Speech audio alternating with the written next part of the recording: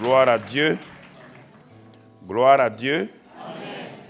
Nous bénissons le Seigneur ce soir pour cette convention de Pâques. Et nous célébrons le nom du Seigneur pour cette grâce, cette bonté qu'il a manifestée envers nous. Parce qu'il est le Dieu en qui il n'y a aucune ombre de variation. Et nous bénissons le Seigneur pour vous qui êtes là. Et je crois que la grâce de Dieu va nous aider pas à pas à avancer dans cette convention qui est une convention où la puissance de la résurrection est manifeste. Donc notre thème cette année, ce n'est pas moi qui vis, mais c'est Christ qui vit en moi. Et je voudrais pendant ces 3 ou 4 jours-là que nous ouvrons nos cœurs pour comprendre. Il y a tant de chrétiens, quand ils sont devenus chrétiens, ils étaient des gens vivants, mais après 10 ans, 15 ans, ils ne pratiquent que la religion. Le christianisme n'est pas une religion. Et c'est pourquoi quand on regarde ceux qui ont eu l'évangile depuis des années, aujourd'hui, c'est devenu simplement une racine. On dit la racine judéo-chrétienne, on dit la racine tant. Le christianisme n'est pas une racine, c'est une vie, c'est la vie de quelqu'un qui s'appelle Christ. Et c'est dommage, quand on regarde attentivement, on voit tant de gens souffrir inutilement, alors que Jésus est venu pour nous apporter la réalité de ce qu'est Dieu. Il est venu nous montrer la réalité de Dieu. Il n'est pas venu nous imposer une religion. La religion, c'est avec Moïse. C'est avec Moïse. Et cette religion ne pouvait pas apporter la vie. Vous voyez, frères et sœurs, il y a des choses que j'aime. Avant que la croix ne vienne, l'homme était avant la croix, l'homme était ici, depuis la chute d'Adam. L'homme et Dieu sont séparés totalement. C'est-à-dire que l'homme est mort à Dieu. Il a un souvenir de Dieu. Il a des règles que Dieu va lui donner. Mais ces règles n'apportent ni la vie, ni rien.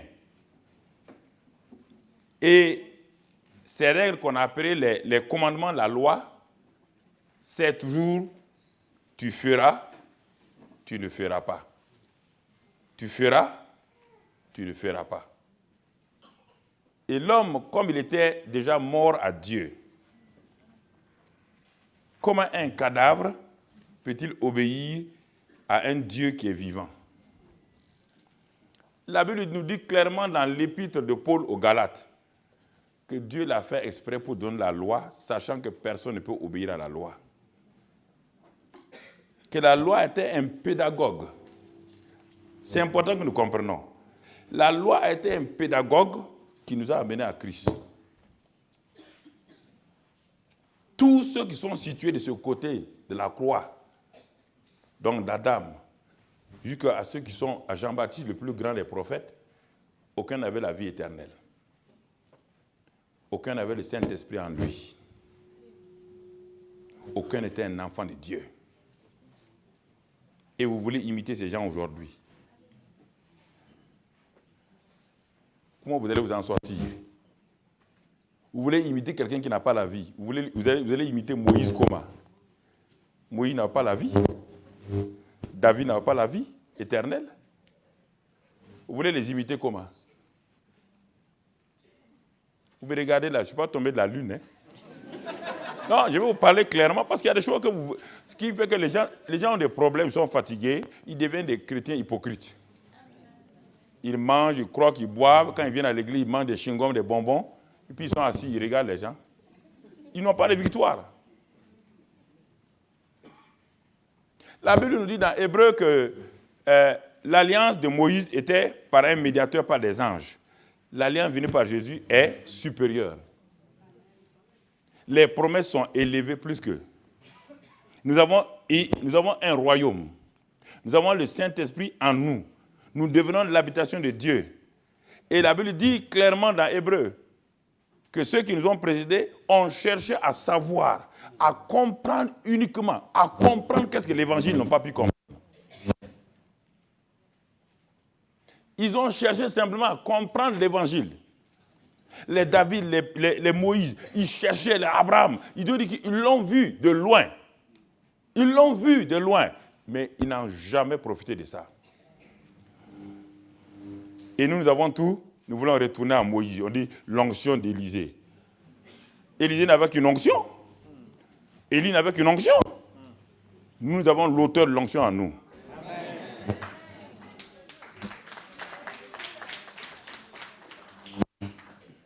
Écoutez-moi. Il y a plein de gens, quand je vous regarde des années, quand je vous regarde, il n'y a pas de victoire.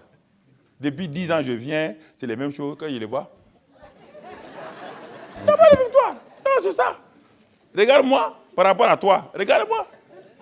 Regarde comment je suis. Plein de vie, plein d'amour, plein de joie. Pourquoi? Parce que la vie divine est en moi. Et j'entretiens cette vie divine-là. C'est le secret du christianisme. Alors, je te pose la question. Tous ceux qui sont avant Jésus, là, Jésus dit, Jean-Baptiste qui était le plus grand des prophètes, là, écoutez maintenant, il dit de tous ceux qui sont nés de femmes, excepté 2 personnes, Jésus lui-même et Adam, de tous ceux qui sont nés de femmes, le plus grand c'est Jean-Baptiste. Tout le monde dit alléluia, tout le monde dit gloire à Dieu. Mais Jésus s'arrête et dit, attendez, ne vous flattez pas. Il dit, Jean-Baptiste qui est le plus grand là, de ce côté, Jésus dit, si quelqu'un est de l'autre côté, le plus petit ici est plus grand que Jean-Baptiste qui est ici. C'est lui qui a franchi la croix, c'est lui qui a connu la croix. Il est plus grand que Jean-Baptiste. Alors que Jean-Baptiste est plus grand que Moïse. Donc le plus petit du royaume est plus grand que Jean-Baptiste, Moïse, Élie, Élisée, David et tous. Il est plus grand, un du royaume. Parce qu'aucun de l'Ancien Testament n'a été appelé enfant de Dieu. Ce sont des serviteurs. Nous sommes des enfants. Amen.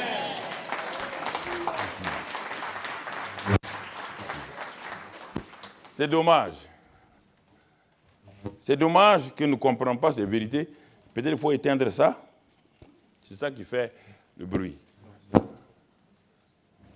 C'est dommage. Nous voulons vivre une vie. Dieu ne nous a pas dit de vivre une vie. Dieu est venu vivre sa vie en nous. La vie chrétienne est impossible à vivre par un homme. Vous entendez? La vie chrétienne, c'est une impossibilité humaine.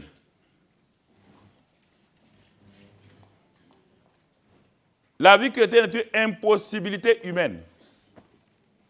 C'est pourquoi Dieu est venu vivre en toi, pour vivre sa propre vie à travers toi. Voici le secret de la vie chrétienne. La vie chrétienne, ce n'est pas Dieu au dehors et te demande de faire ça, fais ça, fais ça. Non. Ici, Dieu dit, faites, ne faites pas. Faites, ne faites pas. Faites, ne faites pas. Ici, Dieu dit, c'est fait. C'est terminé. Rentre là-dedans. C'est la croix qui fait la frontière entre l'Ancien et le Nouveau Testament. La frontière de la vie, c'est ça, c'est ici. C'est pourquoi ici, à cet endroit-là, Jésus a arrêté toute l'ancienne génération et dit halte. Il a dit stop. Stop, vous ne pouvez plus passer, c'est terminé. C'est ça la croix. Stop. La génération d'Adam, vous allez tous mourir ici. Je vais vous crucifier tous ici. Il les a tous crucifiés. Vous comprenez? Personne ne connaît la vie de la résurrection ici. Tous ceux, les Adam. Et Jésus est devenu, comme les mathématiciens disent, Jésus est devenu la somme de tous les Adam. En mathématiques, on appelle ça somme des AI, I variant de 1 à N. Donc, si vous faites la somme des AI variant 1 à N, ça veut dire que A1, c'est Adam, A2, c'est Ève, A3, c'est Abel, Caïn, A4, c'est Abel, etc., etc. Toutes ces sommes des Adam-là, Jésus les a rassemblées. C'est pourquoi ça s'appelle le dernier Adam. Il les a crucifiés tous ici. Et derrière ça, à la résurrection, il a produit une nouvelle race d'hommes qu'on appelle la nouvelle création. Amen. Il a produit une nouvelle race d'hommes ici, qui n'a rien à voir avec ça. Si tu ne comprends pas ça, tu vas lutter. Comment un homme peut lutter pour obéir à Dieu alors qu'il n'a pas la vie divine? Il va faire comment? Allez-y, prendre une fourmi, demandez à la fourmi de vivre la vie humaine.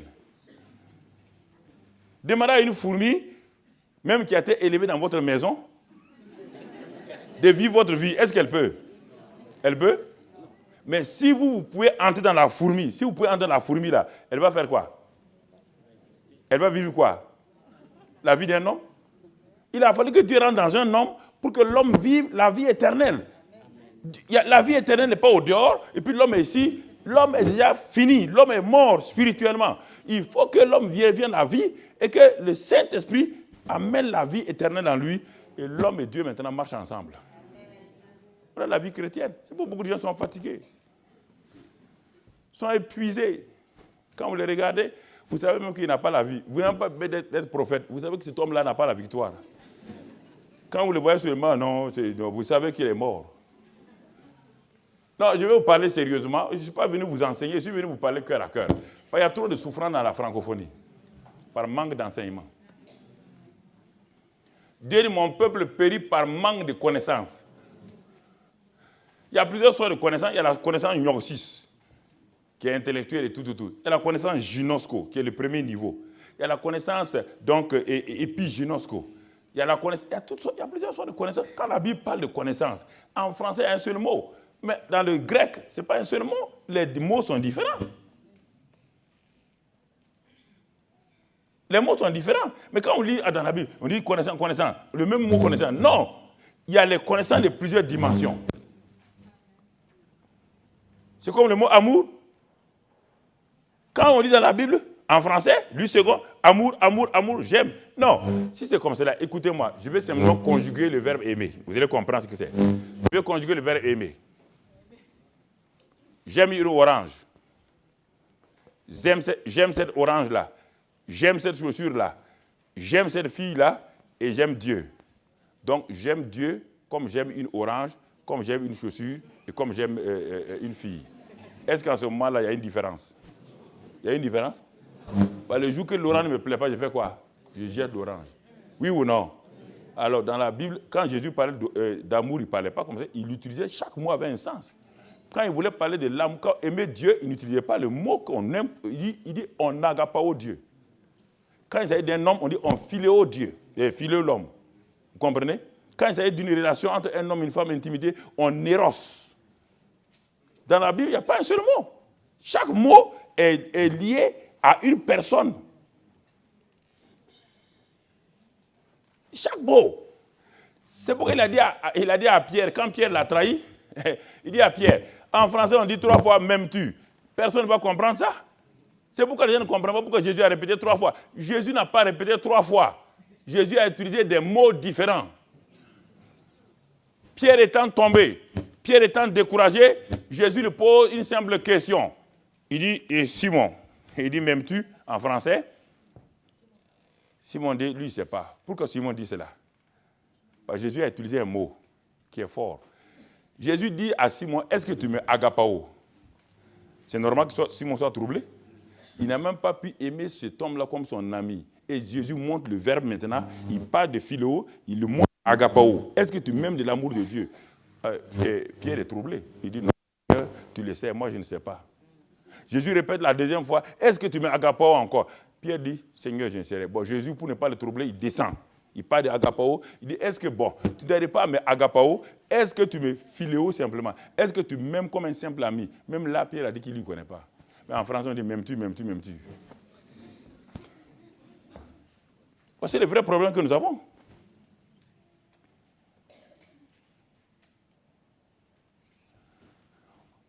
On n'aime pas Dieu avec des sentiments. On ne peut pas aimer Dieu sentimentalement, ça ne marche pas. Écoute-moi, si tu crois que c'est faux, Dieu a aimé le monde comment? Quand Dieu aimait le monde, est-ce que le monde l'aimait? Est-ce que Dieu avait un bon sentiment? Quand Dieu aimait le monde, est-ce que Dieu aimait le monde en souriant? Non! L'amour dont Dieu a utilisé est un amour qui n'est pas sentimental. Dieu a utilisé son amour à lui, car Dieu est amour. Dieu est agapao. Dieu est amour, c'est sa nature. Il a pris cet amour-là, il a regardé tous ces hommes méchants, des gens qui l'insultent, qui font tout. Et l'amour agapao va au-delà des sentiments. L'amour agapao dépasse les barrières. L'amour agapao dépasse donc tous les rejets. C'est pourquoi beaucoup de gens disent qu'on est rejeté. Un homme qui a l'amour de Dieu ne peut pas connaître le rejet. Vous ne répondez pas parce que dans votre société, vous êtes dans ce problème-là. Quand je viens en Europe, tout le temps, j'entends rejet, des faux mots comme ça. Montrez-moi dans la Bible un seul mot où on parle de rejet.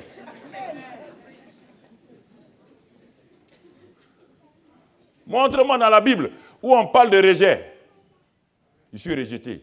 Si tu es rejeté, tu es aimé par Dieu. Un homme qui est rejeté, qui est aimé par Dieu, il n'est pas heureux? Parce que quelqu'un t'a rejeté et tu es accepté par Dieu. Je vais vous parler, c'est la révélation qui éclaire les gens. La Bible dit que la révélation éclaire, elle donne l'intelligence au simple. C'est pourquoi le psalmiste dit, il crie, oh Dieu.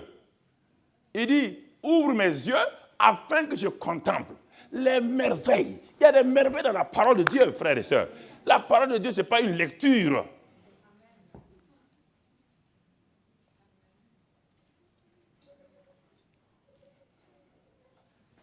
Je vais vous lire 2 versets et parfois, la plupart des chants que nous chantons dans nos églises aujourd'hui nous font plus de mal que de bien. Ce n'est pas la faute de nos chantres. Écoutez, ils ont chanté ce chant-là, pas le dernier, pas le nom de Jésus, ça c'est merveilleux. L'autre, je sais qui l'a composé, tout. Mais regardons frère, il dit, viens et règne en moi, Seigneur, je vais te donner ceci ou cela. Lisons 2 versets et votre chant, vous n'allez même plus l'aimer le chanter. Lisons, non, il y a des choses, il faut qu'on parle clairement.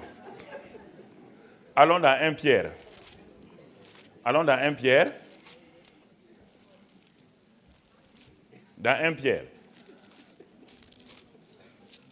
Parce que quand vous chantez quelque chose et on prêche le contraire, vous êtes troublé. Okay. Tu veux que je... Voilà, je t'avais dit. Bon, ferme ça alors.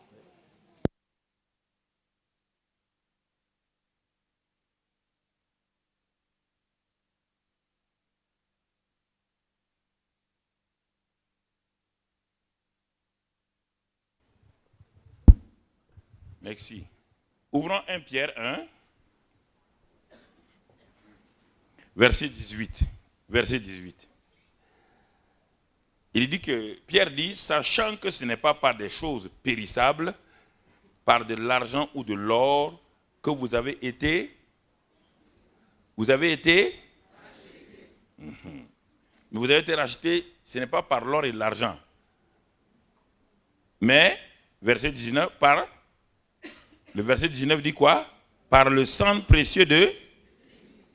Ok. La Bible dit que nous avons été quoi?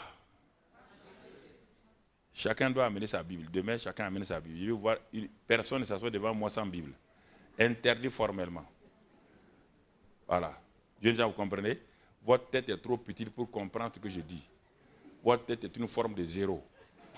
Et Dieu est éternel. 0 sur l'éternité, c'est égal à quoi? 0, 0. Vous n'êtes pas trop intelligent. Si moi j'ouvre la Bible, là, je suis un docteur, j'ouvre la Bible là, c'est que je suis dépendant de Dieu. Ne venez pas croiser les bras, ce n'est pas une conférence. Non. C'est quand je viens, je prêche partout comme ça, aux États-Unis, partout, je suis comme ça, je suis clair et net. Si vous voulez honorer Dieu, amenez sa parole. Vous êtes trop petit pour comprendre la parole avec votre tête. Voilà. Bon entendeur? Très bien. Vous avez été rachetés. Il faut peser chaque mot de la Bible. Vous avez été rachetés. Allons dans le naturel. Quelque chose qui a été acheté ou racheté appartient à qui?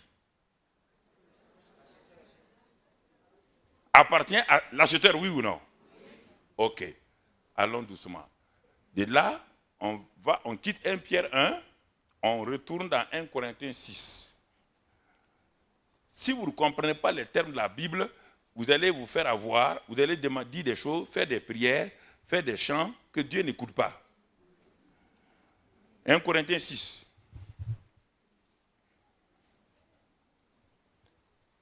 Verset 20. Verset 20. Car vous avez été rachetés à un grand prix. Vous entendez maintenant, c'est bien précis. Vous avez été rachetés à un grand prix. Et Pierre dit, oui, ce grand prix-là, c'est le sang précieux de Jésus. Très bien, on est d'accord. Continuons. Glorifiez donc Dieu dans votre corps et dans votre esprit qui appartiennent à qui? Alors, vous voulez donner quoi à Dieu? Ça lui appartient déjà. Vous voulez donner quoi? La plupart des chants que vous chantez, vous voulez donner, je vais donner ça à Dieu. Vous voulez donner quoi à Dieu? J'ai acheté une voiture. Vous voulez me donner cette voiture comment? La voiture m'appartient, oui ou non? Je fais d'elle ce que je veux.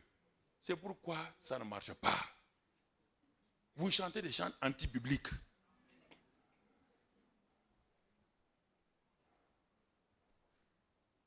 Vous avez été racheté à un grand prix. Oui ou non? Oui. J'achète ce pied de micro. Il appartient à qui? Est-ce que ce pied de micro peut dire, je me livre à toi? Je me donne à toi? Est-ce qu'il a le droit? Il m'appartient déjà? Oui ou non? Je fais de lui ce que je veux. Arrêtez de prier des prières que Dieu n'exaucera pas.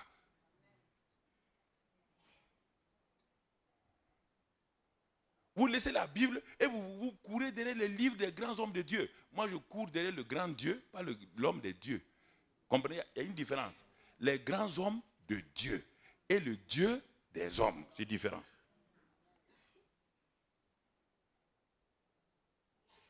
Vous voulez donner quoi à Dieu? Ça lui appartient. C'est pour que ça ne marche pas. Depuis que vous dites ça, est-ce que ça marche? La preuve que quand vous chantez ça ici, c'est bon. Mais quand vous quittez tout de suite, vous avez repris tout, vous êtes parti. Vous faites ce que vous voulez. Un homme qui sait qu'il a été racheté, il appartient à Dieu. Il sait qu'il ne s'appartient plus. Tu es esclave de Dieu. Un esclave n'a pas de liberté. Et le christianisme du 21e siècle ne veut pas entendre ça. Vous êtes habitués à l'internet, vous êtes habitués à des choses qui vous disent le contraire. Que non, on est libre aujourd'hui. On n'est pas libre avec Dieu. Quand Dieu nous a rachetés, on n'est pas libre. Il n'y a pas de liberté. Il y a la liberté de Christ est supérieure à la fameuse liberté que vous voulez avoir en ville. Vous avez été racheté, vous appartenez à quelqu'un. Il dit, vous lui appartenez. Et le monde moderne refuse ça. Moi, je suis un prédicateur du 1er siècle. Je ne suis pas un prédicateur du 21e siècle. Je suis un prédicateur du 1er siècle. Je reste sur la parole. Je ne m'inquiète pas si ça te plaît, ça ne te plaît pas. Je ne regarde pas ton visage. Que tu sois président, ministre, premier ministre, ça ne m'inquiète pas. Je prêche le même message aux pauvres, le même message aux riches, le même message aux blancs comme aux noirs. Ça ne m'inquiète pas. Tes yeux ne sont pas aussi rouges que les yeux du diable. Je n'ai pas peur des yeux du diable, ce n'est pas de toi, de Dieu que j'ai peur. Donc écoute-moi cette semaine-là. Si tu veux être un chrétien victorieux, écoute-moi, assois-toi tranquille et écoute. Si tu ne veux pas, il faut rester au dehors, il ne faut pas venir. Ah oui, oui, je veux que dès le premier message, tout soit clair entre nous. Ah oui, tout soit clair entre nous. J'ai quitté 6000 km, hein? Ce n'est pas 600 km pour venir là. Parce que je t'aime, je suis venu. Et comme je t'aime là, si il faut te fouetter, je te fouette. Ok. Non, non, non, c'est... Non, pas le gars, Dieu, non, on va lui donner 10 000 offrandes. Garde tes 10 000 offrandes, mais je vais te parler.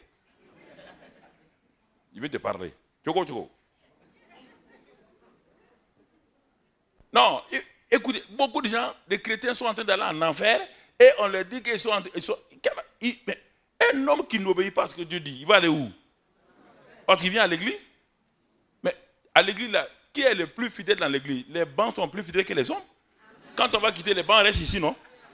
Alors, qui est plus fidèle entre les bancs et les hommes? C'est les bancs.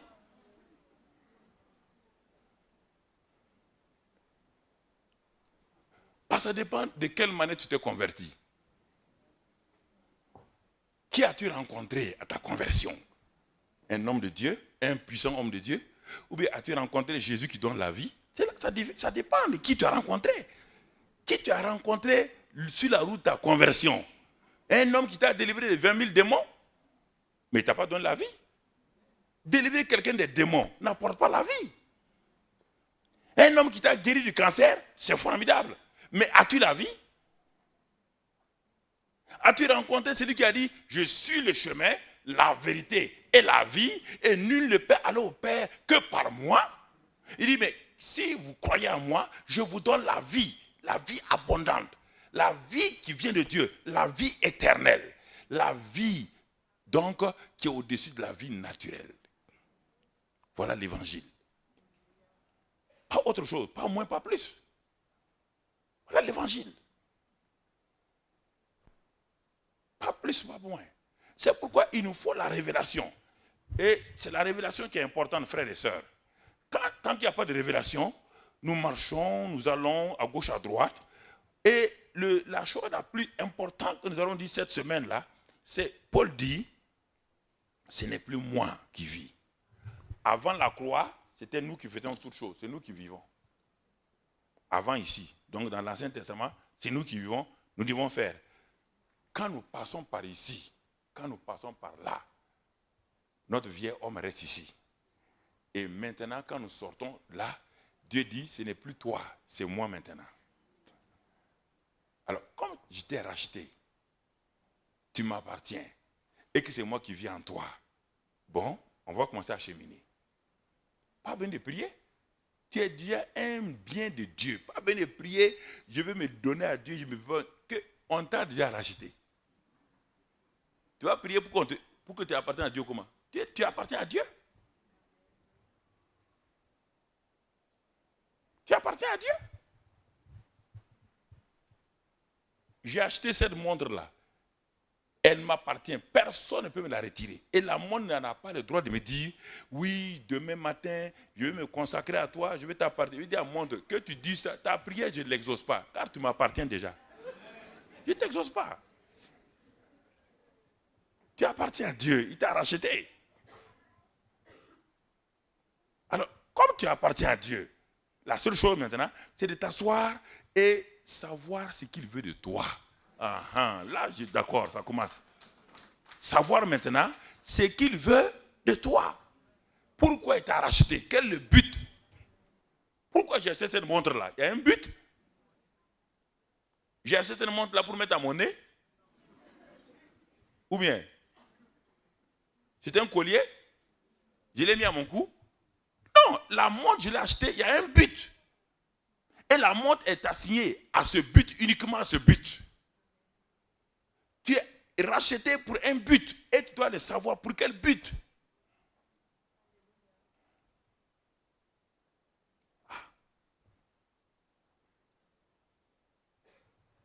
Les gens nous proposent des choses, comme ils font comme le cuisinier met un club où on propose, on s'en va, on dit bon, tu ouvres la carte comme au restaurant. On dit ici il y a melon, ici il y a bouillabaisse marseillaise, il y a quoi. C'est pas comme ça. C'est pas une carte là.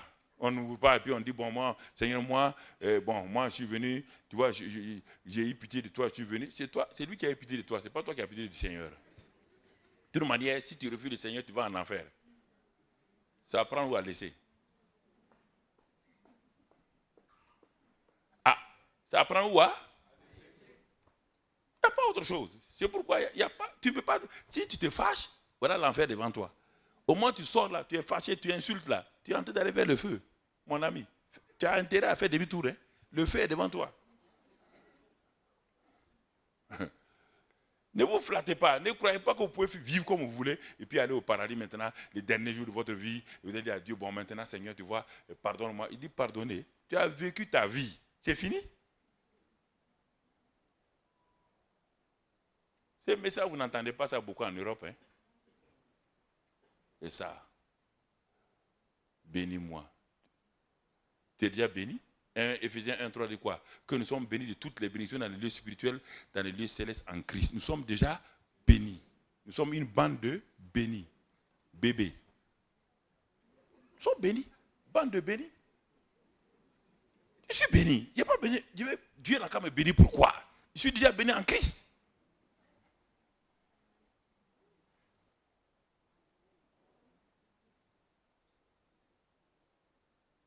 C'est pourquoi il y a des prières que des gens prient depuis 10 ans, 15 ans, ça ne fonctionne pas. Parce qu'ils prient, parce que Dieu n'écoute. Écoute, lisons 1 Jean 5. C'est une introduction que je te fais ce soir. Hein. Je commence mon message demain, mais c'est ce soir-là, je vais d'abord attirer ton attention sur beaucoup de choses. 1 Jean 5, écoute, tu vas découvrir 1 Jean 5, versets 14 et 15. Je vais te montrer la prière. La prière efficace, là, la voilà devant toi. La prière, ce n'est pas écrire mes besoins et puis aller chez Dieu, demander à Dieu, fais ça, fais ça, fais ça. Non, non, non, non, non, non et non et non et non. Il dit, nous avons auprès de lui, Dieu là, nous avons auprès de Dieu cette assurance. Cette assurance, vous entendez? Nous aurons l'assurance quand? Lis la suite. Que si nous demandons quelque chose selon sa volonté, il nous écoute. Et quoi? Donc, si Dieu ne t'écoute pas, comment il va t'exaucer? Si Dieu ne t'écoute même pas, comment il va t'exaucer? Et pour qu'il t'écoute, il faut que ce que tu vas demander là soit selon ça. Ah bon, la plupart des gens ne cherchent pas la volonté de Dieu. Ils s'en vont, Seigneur, bénis-moi ici, convertis mon mari, donne tant, une bourse ici, donne-moi les papiers, donne-moi. Ils croient que Dieu est un épicier. Quoi, c'est l'épicier du coin où on s'en va avec qui on demande n'importe quoi. Pour que Dieu t'écoute, il faut d'abord que tu sois selon ça, même pour t'écouter, même pas pour t'exaucer, hein, t'écouter. Sinon, ses oreilles sont fermées.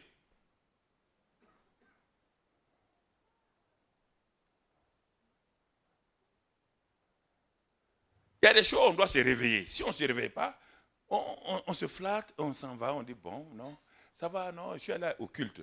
Aller au culte, ça ne donne rien. Ne pas aller au culte aussi, ça ne donne rien. Il faut aller au culte de façon convaincue et convaincante. Que tu vas rencontrer Dieu et que tu aimes Dieu. Tu ne vas pas au culte parce qu'aujourd'hui, le pasteur va prier pour les besoins. Non. Dans l'église primitive, tu n'as jamais vu ça. Au temps de Jésus, tu n'as jamais vu ça. Au temps de Pierre, tu n'as jamais vu ça. Au temps de Paul, tu n'as jamais vu ça. Personne qui part à l'église pour tes besoins. Non. Jésus leur a dit, cherchez premièrement mon royaume et ma justice. Ce que vous appelez bénédiction là, Dieu appelle ça chose. Ce que nous appelons bénédiction là, Dieu appelle ça les choses que vous voulez là, vont vous accompagner, vous suivre. Vont vous suivre. Je veux d'abord saisir ta pensée. Sinon, ça va devenir un slogan. Tout le monde dit oui, ce n'est plus moi qui vis, c'est Christ qui vit. Il n'y a rien. Quand on regarde ta vie, Christ ne vit rien dans ta vie. Il n'y a rien. Aucun aspect de ta vie, Christ est là-dedans.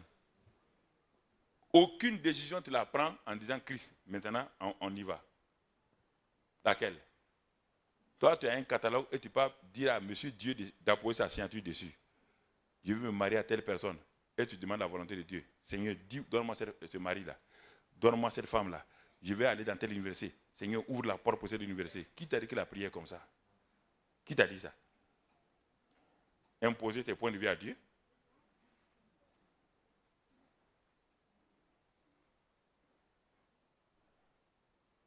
Imposer tes points de vue à Dieu?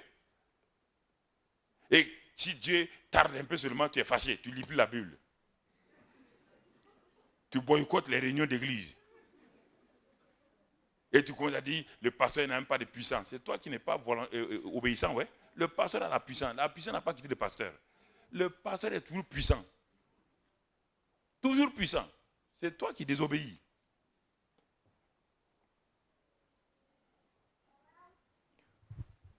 Bien-aimés frères et sœurs, la révélation, c'est la compréhension et en même temps une application spirituelle de la parole de Dieu par le Saint-Esprit dans la vie de quelqu'un. La révélation est une chose, l'expérience est une autre chose. La révélation ouvre ton intelligence, la révélation est objective, l'expérience est subjective. c'est de la révélation que l'expérience sort. Il n'y a pas d'expérience dans la vie chrétienne sans au préalable la révélation de la parole. Parce que la foi elle-même vient. Pour que la foi soit, pour que Hébreux 11 soit une réalité, il faut d'abord qu'il y ait Romains 10, 17. Hébreux 11, 1 dit, la foi est une ferme et une démonstration.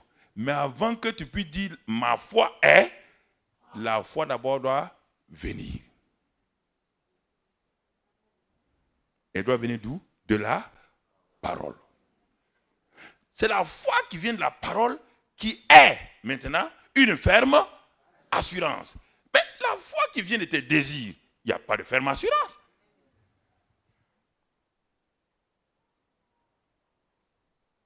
La foi est liée à Jésus-Christ qui est la parole. Il est l'auteur et le consommateur de la foi, dit Hébreux 12, verset 2. La foi est liée à la parole. Il n'y a pas de foi sans d'abord la parole.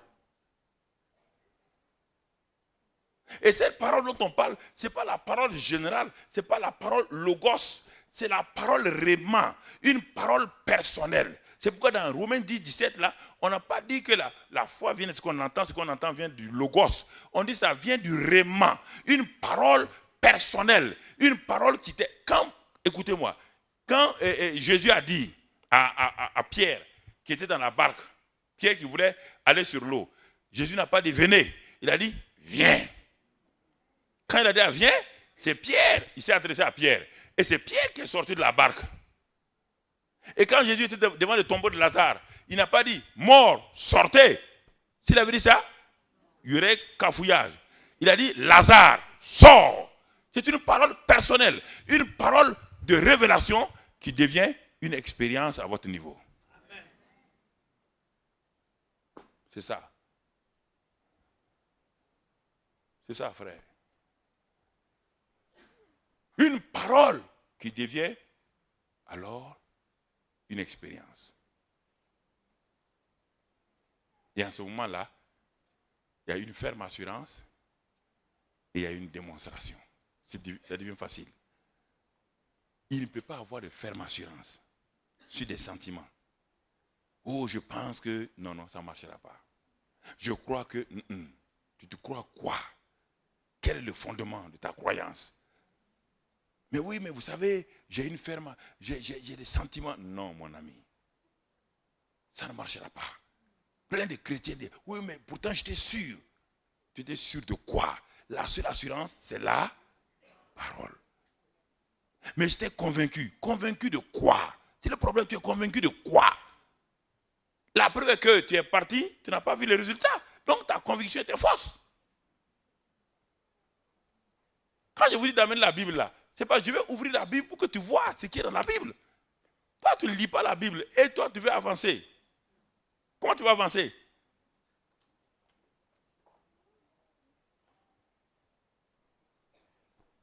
Bien-aimés frères et sœurs, je suis en train d'introduire, je suis en train de saisir ta pensée d'abord. Je veux que ta pensée soit alignée sur la parole de Dieu. Parce que pendant des années, en Suisse ici, et je le dis à quelqu'un, ça fait plus de 20 ans que je viens en Suisse, je venais en Suisse chaque année. Il y a des gens il y a plus de 20 ans qui me suivent en Suisse ici, ils n'ont jamais changé. Ça fait 20 ans qu'ils viennent à toutes mes réunions, à Lausanne, à Yverdon, à Fribourg, ils n'ont jamais changé. Jamais. Parce que, ce qui veut dire, parce que prie pour moi. La prière ne change rien s'il n'y a pas de parole. La prière doit être liée à la parole. Si Dieu n'a rien dit, tu as beau prier, jeûner, crier, sauter, tomber, rouler, Dieu va te regarder et tu vas te lever partir.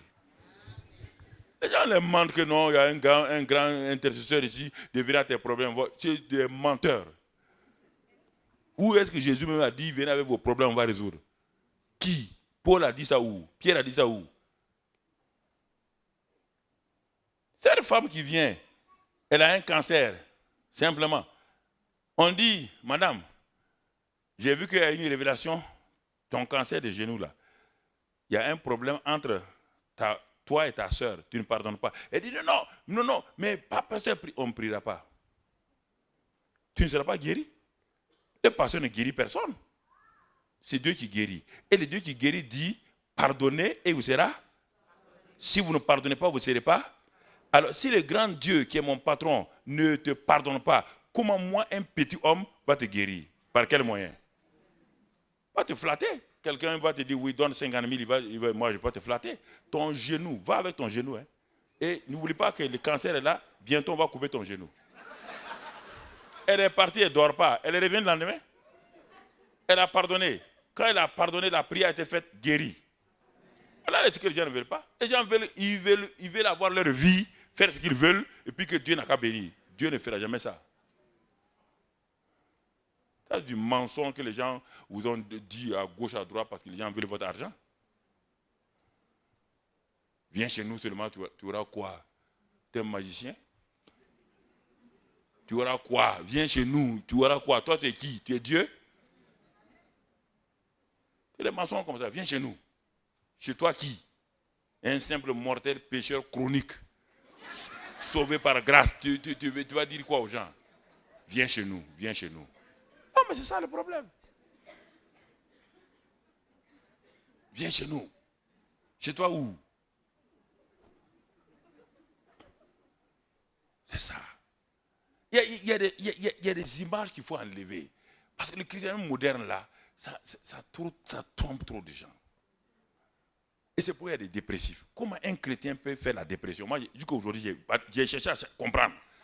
Comment le prince de paix qui est en toi, le prince de paix, celui qui est la paix, le repos, il te dit qu'il est le prince de paix, le repos, et tu tombes dans la dépression. Comment? Je cherche encore. Donnez-moi cette dépression, je vais la goûter, voir ce que c'est. J'ai plus de problèmes que toi, 20 fois plus de problèmes que toi, mais je n'ai pas de dépression. Je ne comprends pas. Votre dépression vient de quoi? Parce que vous ne voulez pas qu'on vous touche. Il y a un petit problème seulement à la maison. Mon mari m'a fait ça. C'est quoi? C'est quelle vie ça? On ne peut plus vous parler.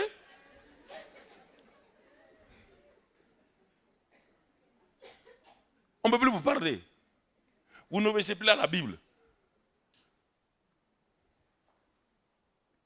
Priez pour que mon mari change. La Bible n'a jamais dit de prier pour qu'un mari change. C'est pourquoi beaucoup de pasteurs trompent les gens. Aucun mari ne changera pas la prière d'un pasteur. La Bible dit que la femme sans parole gagne son en faisant quoi? Lis la suite.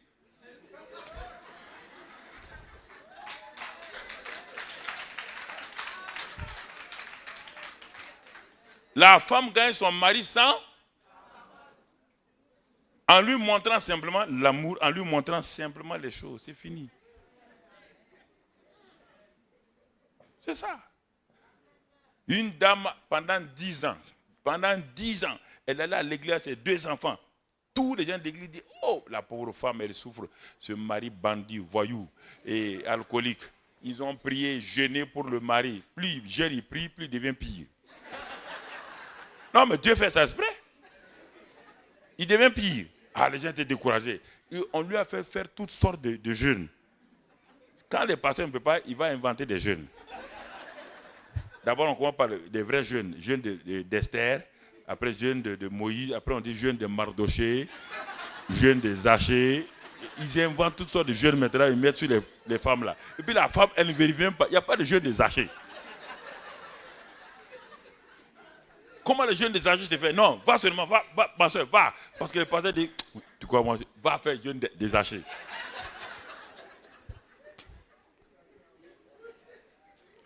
Je suis un vieux singe. J'ai 38 ans là-dedans, mon ami. J'ai 38 ans là-dedans.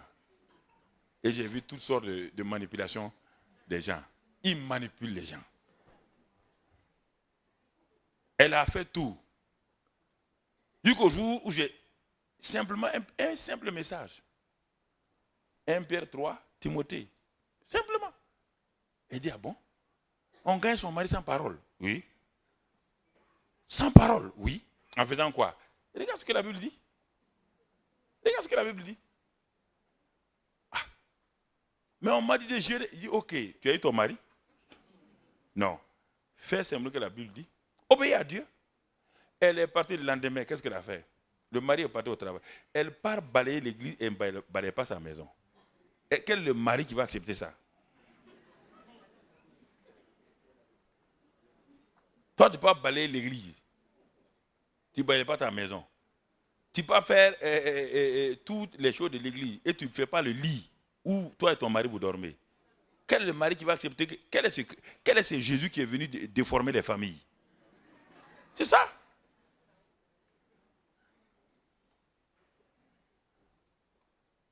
Quand son mari est parti au travail, elle a changé les draps. Elle est partie chercher les meilleurs draps. Elle a couvert les draps, les coussins, elle a tout enlevé. Elle a nettoyé bien elle-même. Tout.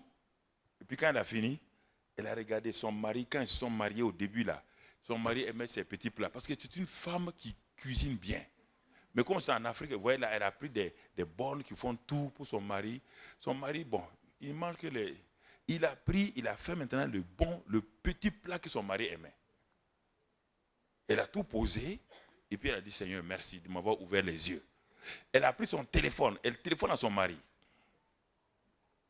Au lieu de l'appeler bandit, escroc, coureur de jupons. Ce jour, elle a dit, chérie. Le mari dit, hein? Il dit, mais qui est, écoutez, c'est une vraie histoire. Le mari dit, mais qui est au téléphone? Non, il était étonné. Mais il dit, mais elle dit, mais c'est moi? Il dit, mais toi qui? Ça fait longtemps qu'il n'a jamais dit à son mari, chérie. Chérie, elle n'a pas dit ça. Le mari dit, tu m'appelles chérie? Il dit oui. Donc le mari a su que quelque chose s'est passé. Il a dit à sa secrétaire, le mari est un chef d'entreprise, il a dit à sa secrétaire, va à la maison, congé. Il y a un miracle chez moi à la maison. Il y a un miracle chez moi à la maison. Vous entendez? Il a pris sa voiture. Quand il est arrivé dans sa cour, l'estrade, tout juste comme là, il a garé sa voiture. La femme était arrêtée sur l'estrade et attendait. Elle a ouvert la porte. Elle a tenu la main de son mari, monté les marches. Et en rentrant, le mari marchait comme s'il était drogué. Non, il est dépassé. C'est la même femme là. C'est la même femme. Quand ils rentrent dans leur chambre à coucher, tous les draps sont propres. La chambre est nettoyée. Tout est manamana, comme on dit en Afrique. Quand ils s'en vont pour manger, quand ils ouvrent les plats là, ils trouvent les petits plats que sa femme aimait lui faire quand ils étaient jeunes mariés. Maintenant, il s'assoit et regarde sa femme droit dans les yeux. Il dit, maintenant, je sais que tu es converti. Donc, vous croyez que les païens là sont bêtes? Vous croyez que les païens de vos services sont bêtes quand ils vous regardent? Vous croyez qu'ils sont bêtes? Des gens intelligents comme ça, vous croyez que vous partez aller dire Alléluia, Alléluia au bureau, à l'intérieur, Alléluia. Vous croyez que ça intéresse quelqu'un? Vous dites Alléluia, puis 5 minutes après, vous jurez. 5 minutes après, vous critiquez les gens. Personne ne croit à ça. Voici les réalités de la vie chrétienne. On veut fermer les yeux sur ça, on dit non, ça va, ça ne va pas. Mon ami, ça ne va pas.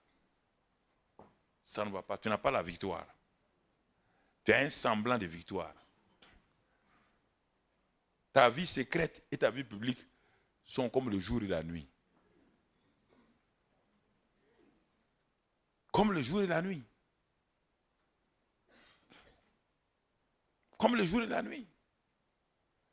Ta vie familiale et ta vie à l'église, c'est comme le jour et la nuit.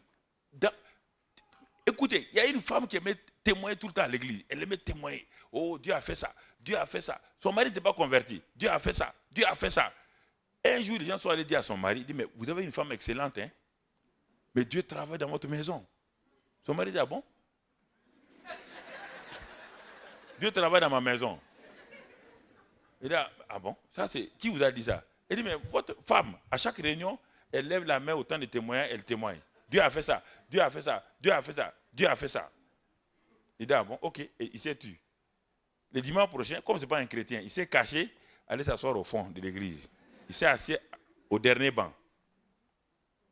Quand le temps de témoin est arrivé, elle a levé la main encore. Quand on lui a donné le micro, et quand elle veut commencer à parler, son mari a fait au derrière, je suis là. Hein. Quand elle a regardé, elle a vu son mari, elle a dit, passez, bon, demain je vais faire le témoin. Donc, son mari dit, menteuse comme ça.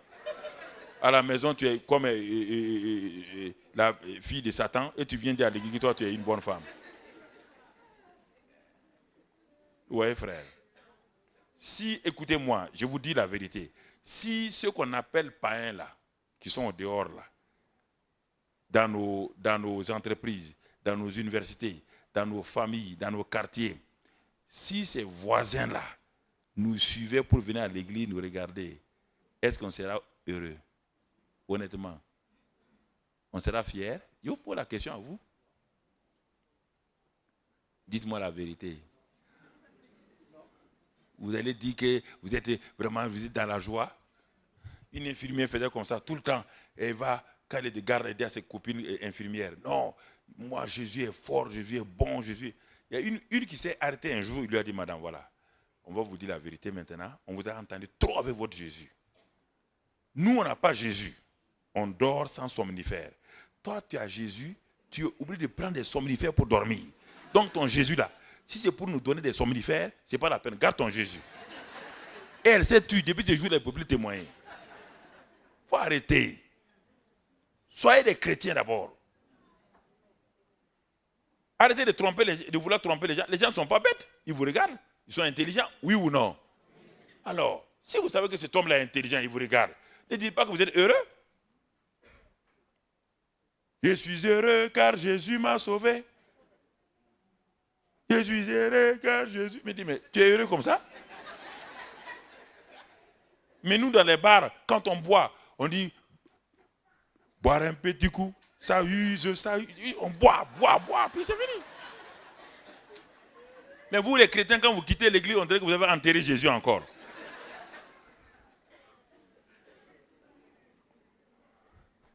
Je vais saisir votre esprit. C'est mon message. Ce n'est pas autre chose. Je vais saisir votre esprit. Je vais enlever toute forme de voile hypocrite. Il faut que vous soyez nus devant Dieu. Soyez réels devant Dieu. Arrêtez de jouer aux chrétiens, aux saints, de jouer, oh, cette femme-là, elle est comme ça. Non, arrêtez de jouer à ça. Vous n'êtes pas juge. Dieu ne vous a pas établi juge. Ah, cette femme-là, elle est comme ceci. Et toi? Toi, tu es qui? Tu es quoi? Viens à l'église, sois béni les autres. Ne maudis pas les gens. Ton rôle n'est pas tu n'es pas juge. Dieu ne t'a pas établi pour juger une soeur ou un frère. Dieu t'a établi pour venir manifester l'amour. Voilà, un peu c'est tout. Viens, et si une soeur est dans un problème, va la voir, assois-toi avec elle, dis-lui ce qu'il y a, un point c'est tout. Et si elle a mal fait aussi, dis-lui c'est pas bon. Ça ne sert à rien de se mettre comme des juges, comme oui, ça fait... Non, n'essayons pas de faire cela. Ça ne change rien et vous-même vous condamnez. Parce que si tu ne fais pas mieux que ce que la personne fait, tu as des problèmes. Ce n'est pas une concurrence, la vie chrétienne. C'est une vie d'amour, une vie de compassion, une vie de miséricorde, une vie de bonté. Dieu nous a tous aimés, au même niveau. Et le seul point d'accord, c'est ça, c'est la croix. Personne n'a été aimé en dehors de la croix. Personne n'a été sauvé en dehors de la croix. Il n'y a pas des gens qui étaient bien, qui sont venus à Dieu en disant, nous t'offrons notre bonté. Non, Dieu dit, vous devez tous passer par là. C'est le point commun, c'est le dénominateur commun de tous ceux qui se disent chrétiens aujourd'hui. Si tu n'es pas passé par là, tu n'es pas chrétien. Tu n'es pas chrétien. Quelle est ton expérience de la croix? Nous sommes le vendredi saint. Nous sommes le vendredi saint, frères et sœurs. Et la révélation est importante. Ouais, les disciples ont marché avec Jésus pendant 3 ans et demi. Mais quand nous lisons dans Luc 24, nous voyons 2 disciples qui étaient en train de retourner. Jésus leur a parlé, mais ils n'ont pas compris. Ils n'ont pas eu la révélation de la parole. Luc 24. Luc 24, Et au verset 31, Jésus leur a dit plusieurs fois qu'il fallait que lui, il soit crucifié et qu'il ressuscite le 3e jour. Jésus est mort et ressuscité, mais malgré cela, ils n'arrivent pas à saisir parce qu'ils n'ont pas la révélation. Et il y a 2 de ses disciples là qui étaient sur la route d'Emmaüs.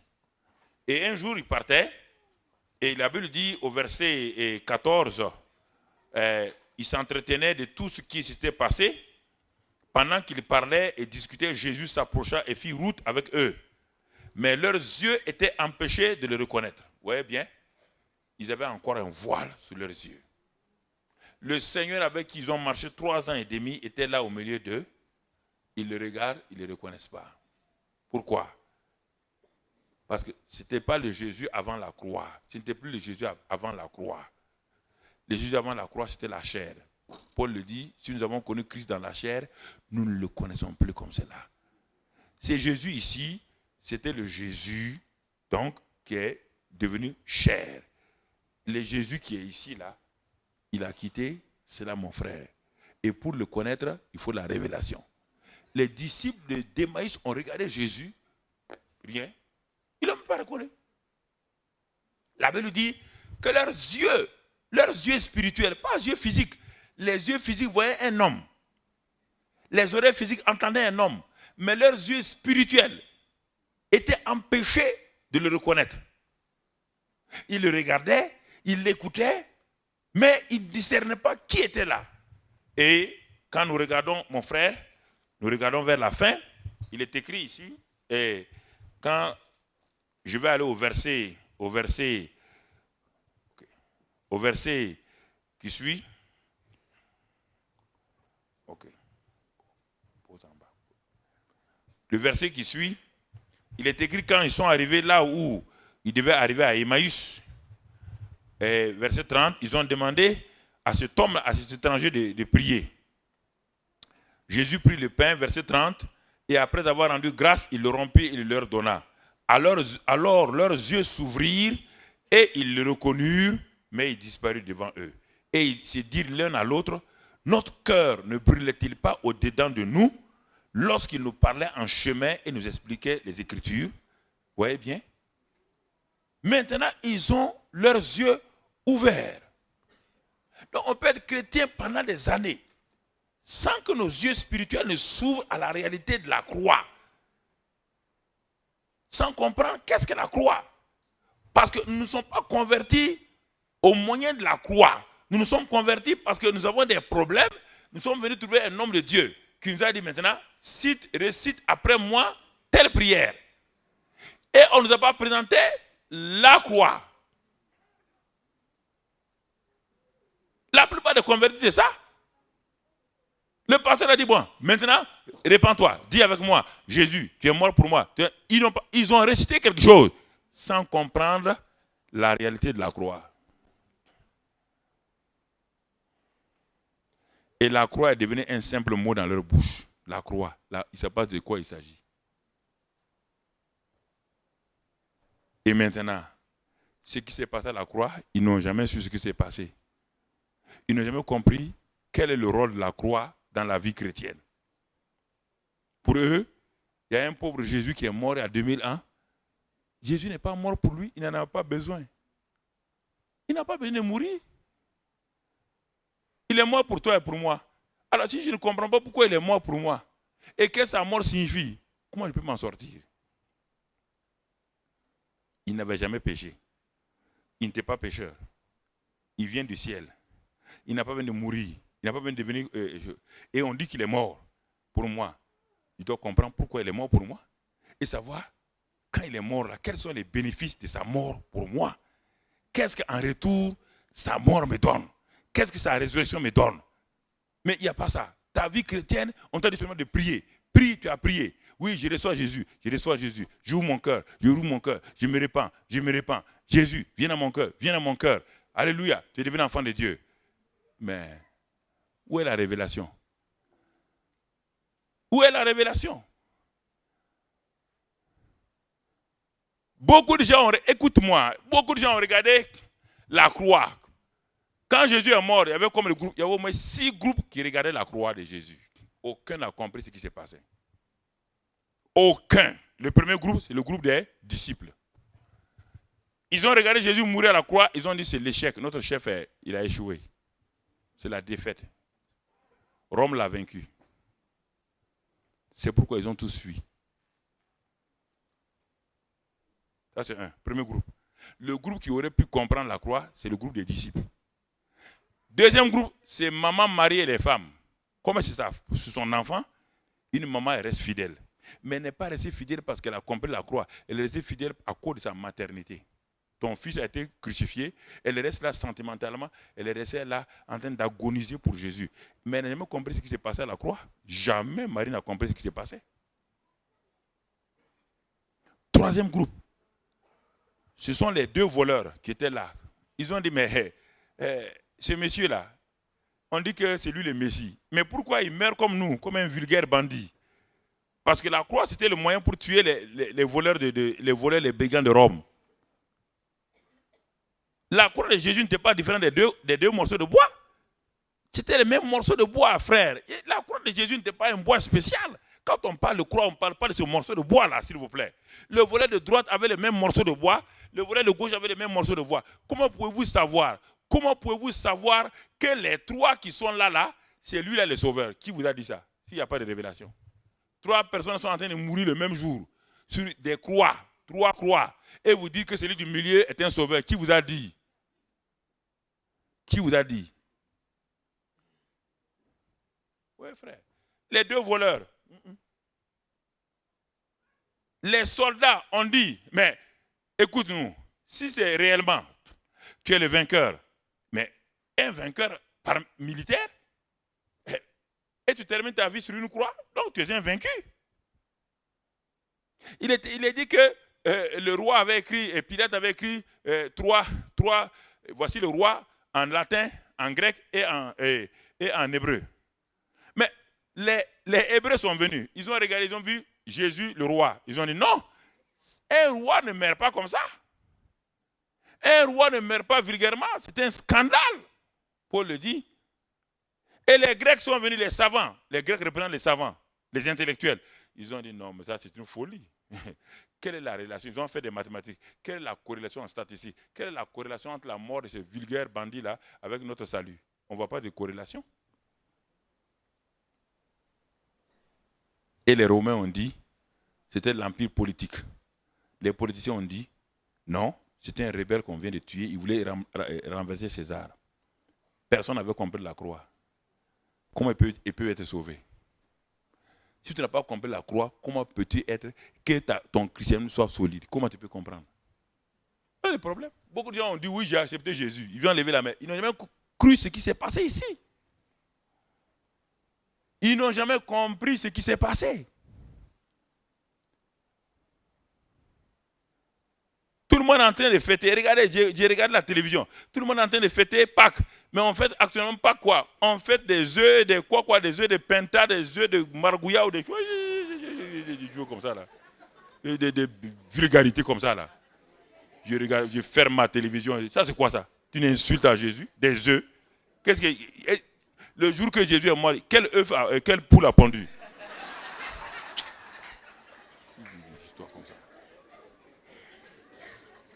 Quelqu'un qui est en train de mourir pour l'humanité, vous dites qu'il est des œufs, et puis toutes les télévisions du monde sont en train de fixer sur ça. Si ce n'est pas le diable qui aveugle les gens.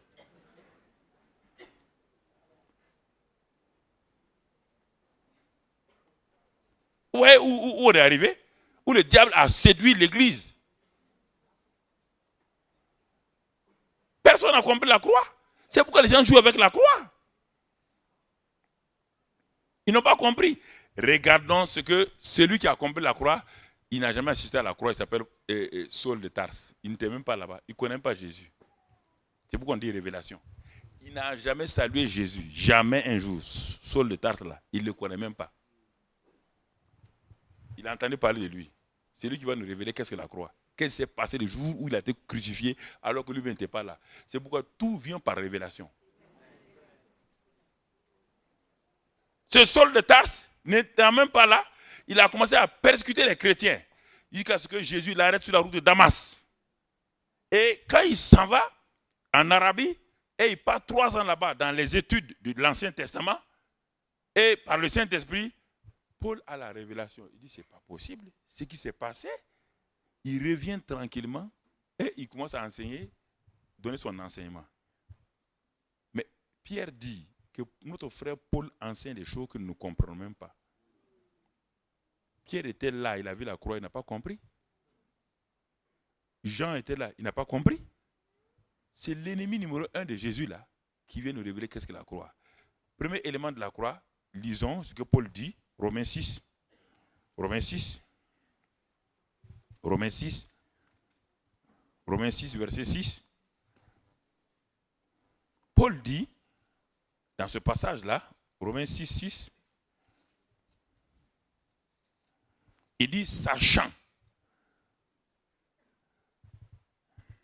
que notre vieil homme a été crucifié avec lui, afin que le corps du péché, bon, on peut lire ça, mais après je vais lire le premier passage, afin que le corps, pour que nous ne soyons plus esclaves du péché, car celui qui est mort est libre du péché. Ça, c'est le deuxième aspect de la croix. Mais le premier aspect se trouve dans Colossiens 1. Excusez-moi, on va aller dans Colossiens 1. Il vaut mieux qu'on voit les deux aspects de la croix pour mieux comprendre maintenant pourquoi on dit que ce n'est plus moi, c'est Christ qui vit. Colossiens 1, verset 19. Colossiens 1, verset 19. Car Dieu a voulu que toute plénitude habitât en Christ. Quand vous voyez lui là, c'est Christ. Dieu a voulu par Christ réconcilier tout avec lui-même. Tant ce qui est sur la terre que ce qui est dans les cieux, en faisant la paix par lui, par le sang de sa croix. Première chose, Dieu a réconcilié la terre et le ciel. Car lorsque Adam a péché, la terre et le ciel sont séparés. Donc, premier élément de la croix, ce que la mort de Christ a fait, c'est de réconcilier d'abord qui? Le ciel et la terre. Donc, Dieu et les hommes, maintenant, sont réconciliés. Ça c'est important. Mais personne ne comprenait ça. Personne ne comprenait que Jésus était en train de réconcilier les cieux et la terre. Et il dit, deuxième élément, il dit, en faisant la paix par lui, par le sang de la croix. Réconciliation, deuxième chose, paix. Dieu n'est plus fâché. Écoute, de ce côté-là, au temps de Moïse, là, Dieu est fâché, il est en colère. Quand tu fais un problème, il ouvre le ciel, il t'enterre. Quand tu as un problème, Dieu te frappe. Tu comprends? Dieu était en colère. Mais si tu lis Ésaïe 53, verset 1, il dit, qui a cru, qui a reconnu le bras de Dieu? Qu'est-ce qui s'est passé à la croix? À la croix, qu'est-ce qui s'est passé? Toute la colère de Dieu contre l'humanité, qu'est-ce qu'il va faire? Il va prendre tout ça maintenant. Il fait quoi? Il frappe qui? Il frappe Jésus. Pour que toi, tu ne sois plus frappé. Regarde l'amour de Dieu. L'amour de Dieu lui a coûté très cher. Il a frappé son propre fils pour qu'il ne continue plus à te frapper. Dieu n'est plus fâché contre toi. C'est pourquoi Jésus est venu montrer le visage de qui? Tu as déjà vu Jésus fâché? Il est venu montrer le visage de Dieu maintenant. Le Dieu de la grâce est différent du Dieu de la loi. Le Dieu de la loi, il n'y avait rien, il n'y avait aucun sang qui a été versé, sinon que le sang des boucs et des taureaux, qui apaisait Dieu une fois par an, qui apaisait Dieu, mais qui n'enlevait pas le péché. Le péché lévitique, le péché était couvert pour 1 an. Il fallait venir encore l'année prochaine rapidement. Mais Jésus-Christ est l'agneau de Dieu qui a ôté les péchés. La colère, lis dans Ésaïe 53, la colère, le châtiment qui nous donne la paix est tombé sur lui. C'est pourquoi Dieu n'est plus en colère. C'est ça, tout ça c'est la croix. Réconciliation des cieux et de la terre, la paix avec Dieu. Dieu n'est plus en guerre contre nous. Tout ça, c'est le premier aspect de la croix. Mais ce n'est pas fini. Dans ce premier aspect, toujours de la croix, cette face de la croix, il y a le pardon des péchés. nos péchés sont pardonnés, remis totalement. Nous sommes réconciliés avec Dieu. Mais c'est pourquoi beaucoup de chrétiens, quand on leur dit, ils sont contents. Ils disent, bon, recevez Jésus maintenant comme le Sauveur. Recevez Jésus maintenant comme celui qui pardonne nos péchés. Oui, on le reçoit. On a la paix avec Dieu. On est réconcilié avec Dieu. Il y a une joie, oui ou non? Mais au bout de 6 mois, la personne fait quoi? Elle commence à voir qu'il y a des problèmes. Oui ou non? Ça ne va pas dans sa vie chrétienne. Alors, c'est là qu'il cherche maintenant des gens pour lui parler. Parce que je ne comprends pas. Quand je suis devenu chrétien, pendant les 6 mois, j'évangélisais, je n'avais pas peur. Maintenant, qu'est-ce qui s'est passé?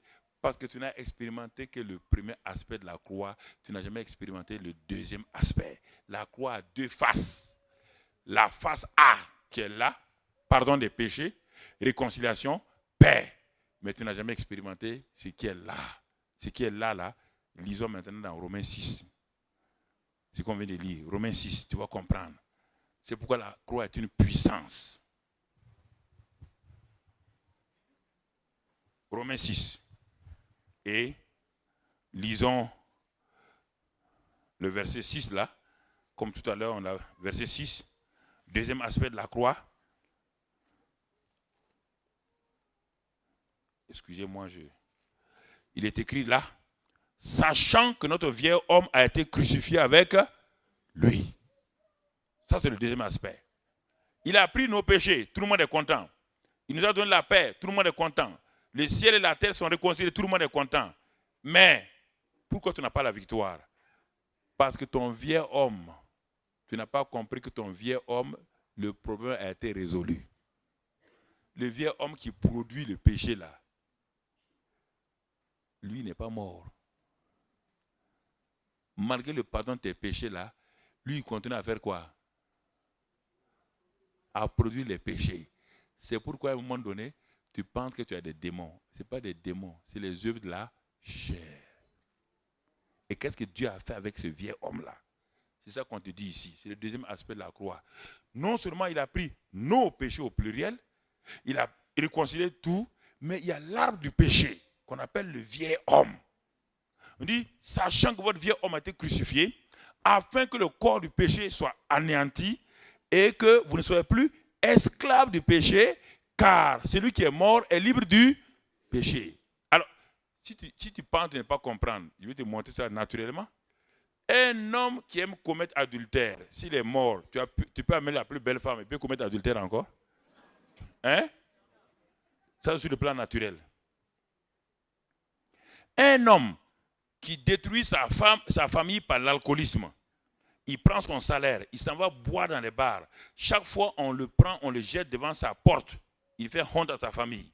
Si cet homme-là meurt, tu as beau amener les meilleurs whisky, est-ce qu'il peut boire? C'est ça. Si le plan naturel est vrai, le plan spirituel est vrai. Il n'y a pas de résurrection sans... vous êtes en train de répondre. Vous êtes en train de répondre vous-même. Quand est-ce que tu as eu la révélation de ta mort? Tu peux être chrétien 20 ans sans savoir que toi-même tu as été crucifié, ton vieil homme a été crucifié. Quand est-ce que tu as eu la révélation que ton vieil homme qui produit le même péché, qui est tout le temps en train de faire bagarre avec ton mari, bagarre avec ta femme là, tout le temps tu es en train de faire bagarre, il y a 20 ans tu es chrétien, il y a 20 ans tu jeûnes et pries, le jeûne ne tue pas le vieil homme. Dieu n'a pas résolu le problème du vieil homme par le jeûne, frères et sœurs. Quel mensonge Satan a mis dans nos bouches. Le vieil homme a été crucifié. Un jour, un jeune pasteur prêchait dans une église au Burkina. Il était assis à un vieux, il disait oui, maintenant il faut, mais si votre vieil homme ne veut pas, il faut le noyer. Le vieux l'a dit, le petit ne connaît rien. Il dit, moi mon vieil homme là sait nager. On ne peut pas le noyer. Il dit, c'est un jeune prédicateur, il ne connaît rien encore. Il ne connaît pas qu'est-ce que le vieil homme. Pourquoi? Les gens disent, mettre à mort le vieil homme. Voilà un langage qui est un langage pieux qui est sorti des différents monastères du 16e, 13e siècle que les chrétiens évangéliques ont pris. Qui va mettre à mort le vieil homme? Tu as déjà vu un mort qui s'enterre lui-même? Je vous parle de l'affaire de Dieu. Dieu a résolu votre problème.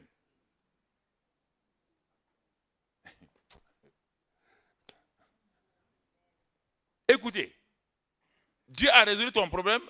Il a résolu ton problème des péchés que tu commets tous les jours, adultère, tout.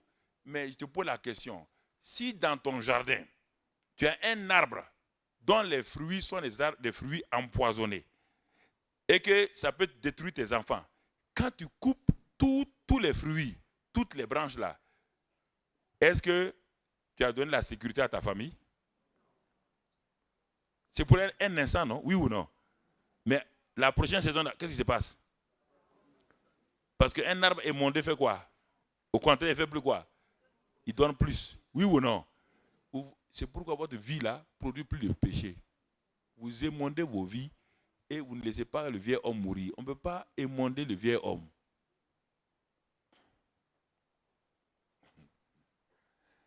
Le vieil homme est crucifié. Il a été crucifié. Personne ne peut dire je me crucifie. C'est impossible. Les gens disent mettez-vous à mort. C'est insensé. Tu as dit avec quelqu'un? Tu as vu Jésus, il s'est levé, il a pris la main gauche, puis il a mis clou. Maintenant, s'il cloue la main droite, comment il va clouer la main gauche? C'est quelqu'un qui l'a fait. Donc la Bible dit ici, votre vieil homme qui aime mentir, votre l'usine, si vous voulez supprimer la bière ou le whisky en France, ce n'est pas en fermant les bars. Si vous voulez empêcher les gens de boire ici en Suisse, ce n'est pas en fermant les bars. Tant que les brasseries vont fonctionner, les gens vont aller acheter leur bière et leur whisky, ils vont rentrer chez eux, ils vont boire. Oui ou non? Pour qu'il n'y ait plus de ça, il faut faire quoi? Il faut détruire quoi? Les brasseries. Et les stocks de bière qui sont restés là, au bout de 6 mois, ils seront quoi? Épuisés. C'est ça que Dieu a fait. Dieu a d'abord pris, il a fait détruire les péchés. Tout le monde est content. Mais Dieu dit, mon fils, regarde maintenant, 6 mois après, les mêmes péchés que tu commettais avant là, ça revient encore. Oui ou non? Oui ou non? Dieu dit, je n'ai pas fait une seule chose à la croix. J'ai fait une seconde chose.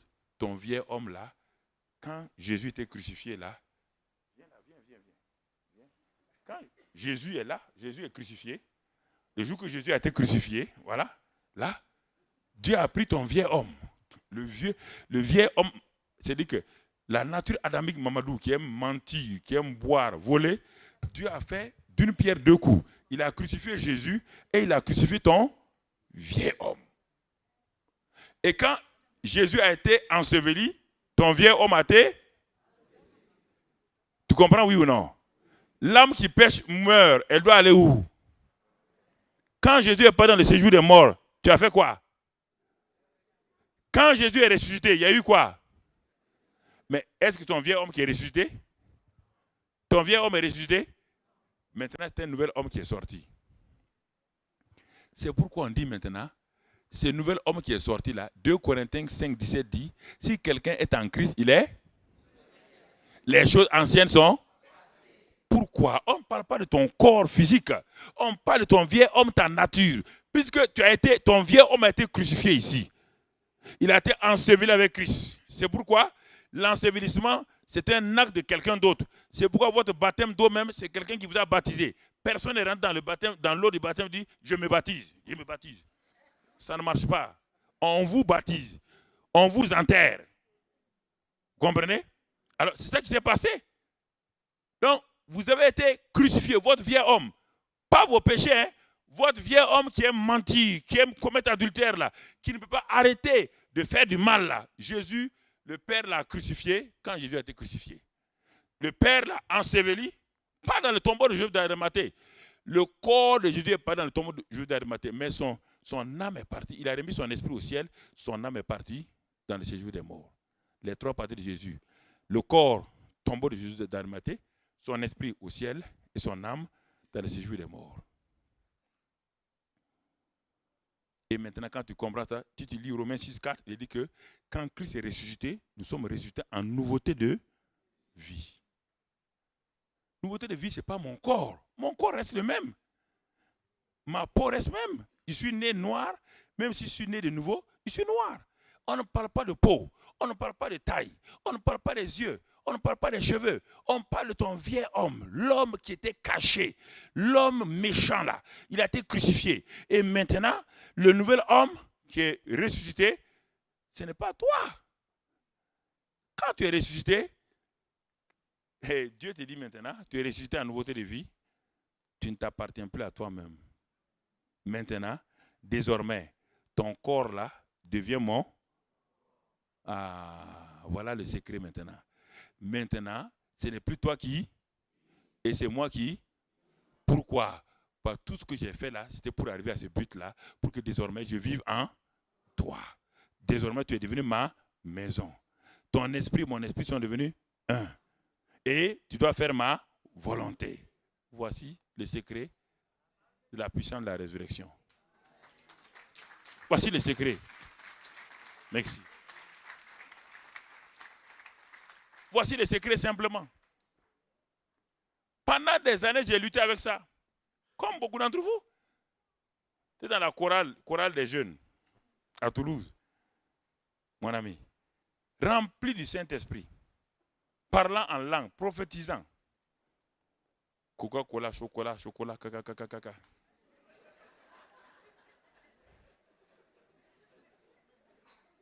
J'ai parlé tout ça de langue, mon ami. J'ai parlé de lingala, bolingo, tout.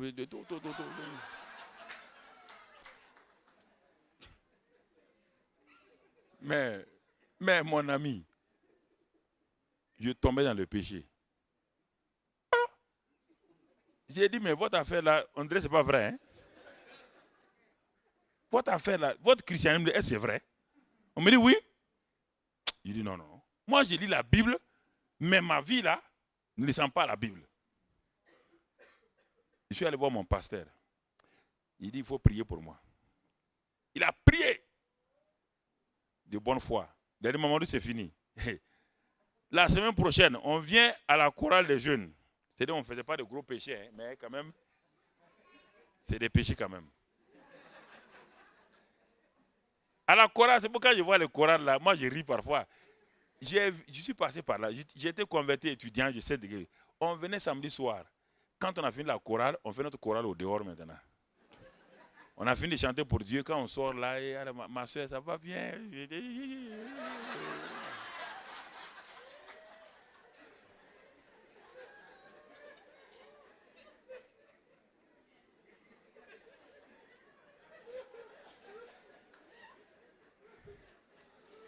Vous riez. Donc vous comprenez un peu ce que je dis. Si vous ne comprenez pas, vous n'avez pas ri. Donc, pour moi, alors, j'ai fatigué mon pasteur. C'était dans une église assemblée de Dieu de Toulouse, qui était une très bonne assemblée. Le pasteur était un pasteur puissant, vraiment. Quand il prêche, il y a des guérisons miracles. Mais moi, j'ai été rempli du Saint-Esprit, je parle en langue, mais j'étais dominé par le péché. Alors un jour, j'étais tellement découragé qu'en allant, je vous ai déjà raconté, je préfère vous raconter parce que la répétition est la méthode pédagogique pour faire entrer une leçon.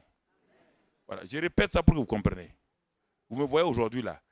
J'ai fait beaucoup de choses, Dieu fait beaucoup de choses à travers moi, mais j'ai souffert parce que je ne comprenais pas ça là. Je ne comprenais pas ça. Et je sais que des millions de chrétiens ont les mêmes problèmes que j'avais il y a 25 ans. Alors un jour, j'ai dit, Seigneur, ça ne va pas. Sûrement je dois avoir des démons. Il n'y a qu'un démon qui puisse me faire ça là.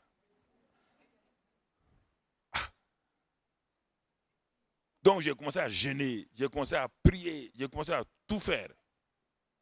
Et un jour, au moment où j'étais en train de prier et tout, Dieu vient, là, discrètement, et je reçois une pensée forte.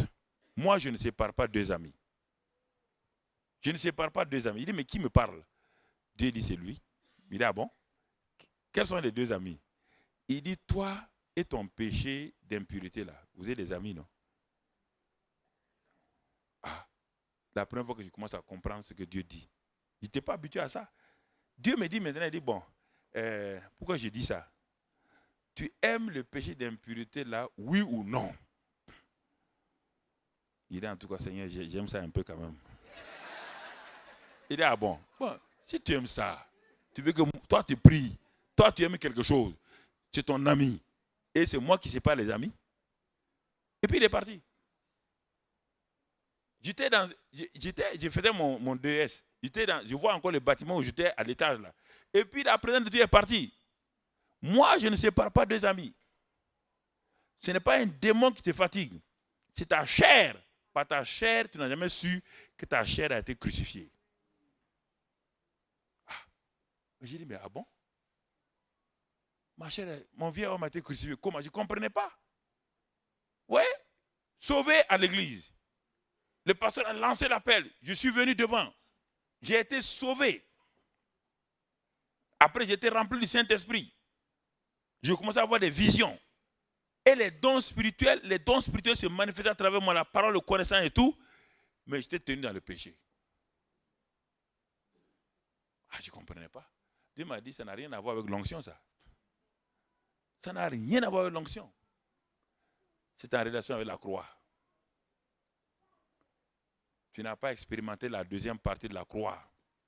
C'est pourquoi si tu continues, tu vas faire des grands miracles et tout. Mais Satan va te détruire sur la route là un jour. Parce qu'il sait où te prendre. Il va te détruire. Mais je ne sais pas comment faire. Alors, j'avais des anciens de l'église, des jeunes, qui étaient convertis avant moi il y a 15 ans dans l'église. Et le dimanche, quand ces jeunes-là, ils parlaient en langue, ils prophétisaient.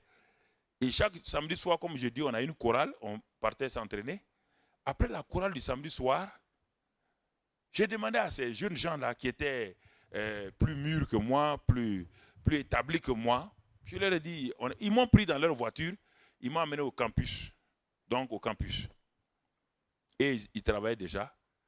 Et on est arrivé au campus, on était 4 dans la voiture. Et ils se sont arrêtés devant la porte du campus. Avant de sortir, j'ai dit, j'ai une question à vous poser. Jeunes gens. Ça fait 15 ans que vous êtes convertis. Moi, je suis un nouveau converti. Et vous prophétisez, dans l'église, vous parlez en langue, vous prophétisez, vous êtes les responsables des jeunes et tout. Moi, j'ai un problème. Je suis un nouveau converti. Je ne veux pas me tromper. Je viens de l'islam. Je ne veux pas me tromper. Mais je n'ai pas de victoire dans ma vie. Il m'a dit, Mamadou, qu'est-ce que c'est? Il dit, sur le plan d'impureté, je suis lié. Je suis lié par la masturbation. Je suis lié par des pensées impures, des actes impurs. C'est-à-dire qu'on ne commettait pas le péché d'impureté réelle, mais les paroles, les gestes, tout était mélangé. Et j'ai contrebalancé l'impureté avec la masturbation et tout ça là, croyant que maintenant j'étais culpabilisé. Quand j'ai dit ça, il dit alors, comment vous allez faire pour m'aider? Ça fait 15 ans que vous êtes chrétien. Il faut m'aider. Moi, je suis un nouveau. Quand j'ai dit ça, les 4 dans la voiture, là, il y a eu silence d'abord. Non, je vous parle sérieusement. Je parle de votre vie. Hein. Il y a eu silence complet. Et puis il y a un qui s'appelle Michel, qui conduisait la voiture. C'est lui qui a été courageux. Il a élevé la voix. Il dit, Mamadou, nous avons le même problème que toi. Il dit, ah bon? Converti depuis 15 ans. Et vous luttez dans l'impureté, dans la masturbation. Et à l'église, c'est vous qui chantez, c'est vous qui prophétisez. Il dit, Seigneur, sauve-moi. Je suis sorti de la voiture. Il dit, Seigneur, sauve-moi. Ah, Seigneur, sauve-moi. Je ne sais plus qu'est-ce qu'il y a. 15 ans de christianisme. Tous les dimanches, ils prophétisent, ils parlent en langue. Et c'est eux qui guérissent les malades. Et ils vivent dans la fornication. Ils vivent dans l'impureté. Et ils ne savent pas comment faire. Mais Seigneur, mais c'est fini pour moi. C'est là, arrivé dans ma chambre, Dieu m'a dit, retourne toujours. Quand les hommes ne peuvent pas te répondre, retourne toujours où? Quand les gens ne peuvent pas te répondre, ne cherche pas la réponse chez les hommes. Cherche la réponse dans ma... C'est là que je me suis attaché à la Bible, maintenant, frère. Ces jours-là, j'ai posé ma Bible dans ma chambre et je me suis arrêté. J'ai dit, Seigneur, n'importe quel diable, Satan, l'enfer, n'importe quel homme de Dieu. J'ai dit les noms, les Billy Graham qui étaient vraiment à l'époque, les Osborne. J'ai dit, même si un archange vient me dire que la Bible n'est pas la vérité, qu'il soit maudit. Moi, je m'appuie désormais sur cette Bible-là. Que je la comprenne ou pas, je l'accepte. Parce que je suis fatigué par mon péché. Et ce jour-là, quand j'ai fait ça, jusqu'à ce jour, Dieu m'a pris au sérieux. Dieu dit, si tu veux t'appuyer sur ma parole, si tu veux glorifier mon nom, moi je te dis qu'à la croix de Calvaire, ton vieil homme a été crucifié. À la croix de Calvaire, le corps du péché a été réduit à néant. Car celui qui est mort est libre du péché. De même que le mort naturel est libre de l'alcoolisme, de même que le mort naturel est libre du banditisme. S'il était un bandit, s'il était un criminel, celui qui est mort naturellement ne peut plus tirer un revolver. De même, quiconque sait à la révélation qu'il est mort avec Jésus ne peut plus vivre dans le péché. Il n'a pas besoin de gêner, de prier, car c'est un acte souverain que moi j'ai posé avant que la personne devienne chrétienne. J'ai accepté ça une fois pour toutes. Et jusqu'à ce jour-là, personne, ni un archange, ni Satan, ne peut me faire, bah, j'ai vu la réalité. As-tu vu la croix? As-tu saisi la croix? Nous sommes vendredi saint. As-tu compris ce qui s'est passé ici? L'as-tu expérimenté? Si oui, pourquoi tu vis encore dans la défaite? Pourquoi tu vis encore dans le péché? Pourquoi ton caractère est encore acariâtre? Pourquoi? Pourquoi murmures-tu? Pourquoi murmures-tu contre Dieu? Pourquoi dis-tu, où est Dieu? Où Dieu m'a abandonné? Pourquoi es-tu passé par la croix? Ton vieil homme a été crucifié là-bas?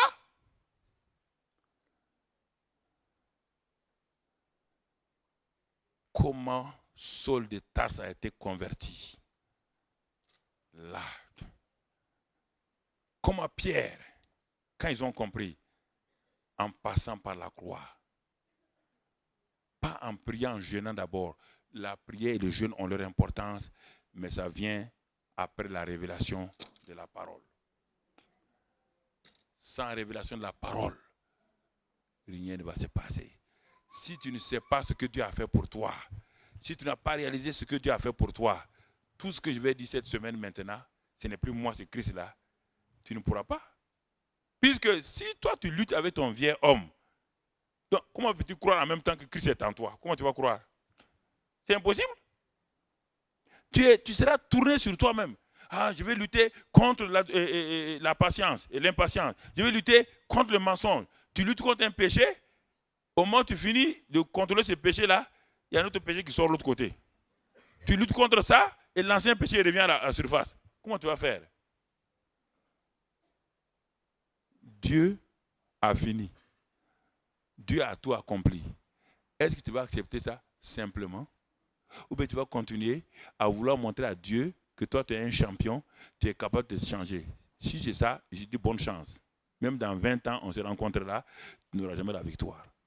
La victoire est ici, à la croix de Calvaire. La victoire a été obtenue par Christ lui seul. C'est Christ qui a livré Satan en spectacle. Tu n'étais pas là-bas. Tu n'as pas pu livrer Satan en spectacle. C'est Christ qui est mort pour toi, il a crucifié ton vieil homme.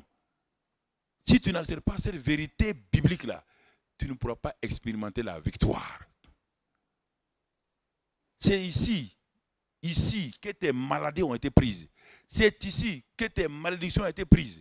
C'est ici que ta pauvreté, tout Christ a tout pris ici à la croix de Calvaire. C'est pourquoi la guérison devient facile, aussi bien que le pardon des péchés. Jésus a dit, même sans être allé à la croix, il a dit aux paralytiques qui étaient, il dit, mais qu'est-ce qui est le plus facile? Dire que tes péchés sont pardonnés ou de dire aux paralytiques de lever et de marcher? Il dit, pour le Fils de l'homme, rien n'est difficile. Là où le péché est ôté, la paralysie n'a plus le droit de rester. La guérison n'est pas un problème. Lorsque tu as compris ce que tu as fait ici, ce n'est pas un pasteur qui guérit les gens. Le pasteur utilise ce que Christ a fait. Il dit, par ses meurtrissures, vous avez été déjà guéris. Il a pris nos infirmités et s'est chargé de toutes nos maladies. Par ses meurtrissures ou à la croix de Calvaire, nous avons été guéris. Voici tout, frère. C'est l'ABC du vendredi saint. Le vendredi saint, ce n'est pas un vendredi mystique. Ce n'est pas un vendredi bizarre. Ce n'est pas un vendredi religieux. C'est un vendredi de victoire. C'est un vendredi de délivrance. C'est un vendredi de purification. C'est un vendredi où le vieux homme a été crucifié. C'est un vendredi où les gens peuvent dire, ouh, gloire à Dieu, enfin la victoire est là. La libération est là. La guérison est là. La bénédiction est là. Tout est accompli.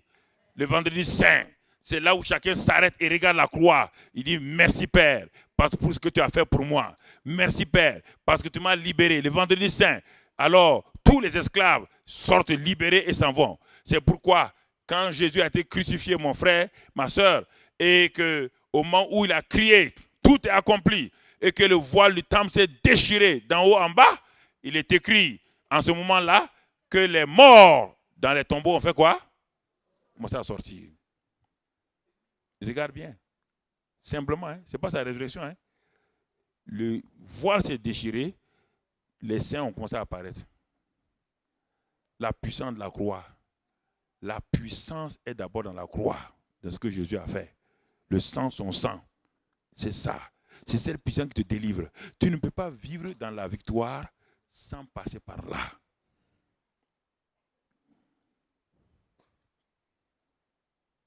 Parce que les gens ont dit non, on peut jeûner. Moi, j'étais musulman. Nous jeûnons. Quand on a fini de jeûner, on recommence les mêmes choses.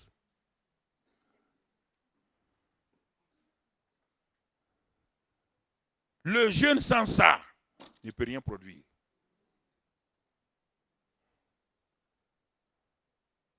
Tous les gens qui sont ici savent bien que tout le monde jeûne. Tu n'es jamais allé en Inde, va en Inde. Les meilleurs jeûneurs sont en Inde. Ils jeûnent parfaitement. Ils jeûnent, ils se couchent. Mais je suis allé là-bas, j'ai fait New Delhi, j'ai fait Madras, j'ai fait, comment ça s'appelle, les autres villes là. J'ai fait tout cela, Bombay et autres. Mais j'ai vu, du point de vue consécration, ils sont plus consacrés que tous les chrétiens. Du point de vue sacrifice, ils se sacrifient. Mais sans ça, sans la croix, il n'y a rien, mon frère. Ne prêche pas un évangile où il n'y a pas de croix. Ça n'a aucun sens. C'est de la tromperie. C'est de la séduction. Ça ne marchera pas. On va te tromper. Mais tu seras esclave du péché en permanence. Tu seras esclave du péché en permanence.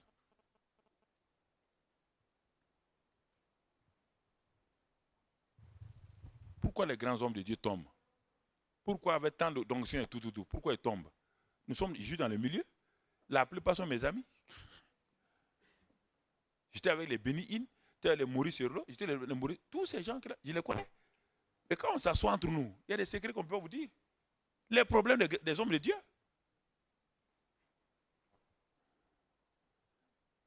Les problèmes des hommes de Dieu, on ne peut pas vous les dire, c'est des secrets entre nous. Ça, c'est notre syndicat.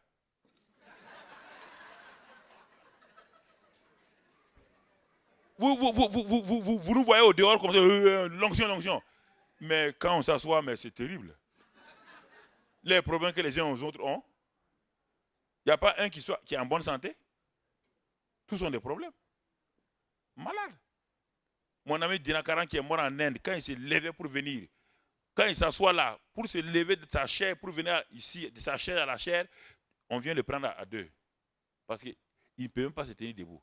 Mais dès qu'il arrive à la chair ici, dès qu'il met la main ici, l'onction vient sur lui. Les guérisons commencent. Quand il a fini de guérir les gens, on vient le prendre encore. On peut le faire asseoir. Non, ne riez pas. Ça, c'est l'onction de Dieu que Dieu donne. Mais l'homme de Dieu doit vivre de sa foi à la parole de Dieu. S'il ne vit pas là-bas, il est vaincu. C'est pourquoi vous êtes scandalisés. Tel homme de Dieu est tombé. Mais par voir. Pourquoi il est tombé? Il n'a jamais expérimenté la croix. Ce que je vous dis là. Combien de fois je l'ai prêché et j'ai vu des missionnaires en Afrique qui sont venus comme missionnaires en Afrique. Quand j'ai lancé l'appel, ils étaient debout. Il dit, vous êtes venus d'Amérique sans être convertis? Il dit, non, ils n'ont jamais compris la croix. Il dit, ah, et vous voulez venir sauver les Africains? Avec quoi? Votre problème, c'est ça. Donc, vous avez quitté l'Amérique sans passer par la croix.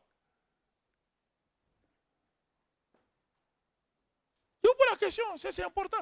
Est-ce que tu as expérimenté la croix, mon ami?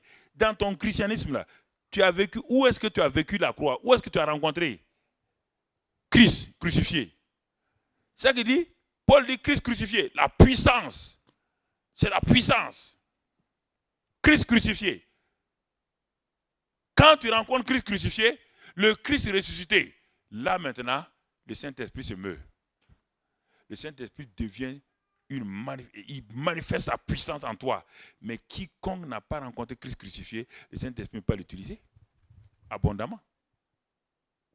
Tôt ou tard, Satan n'est pas pressé. Satan sait que je ne sais pas que mon vieux homme a été crucifié. Satan me suit tranquillement. Il a suivi Samson jusqu'à ce qu'il est parti de terrasser et enlever ses 2 yeux.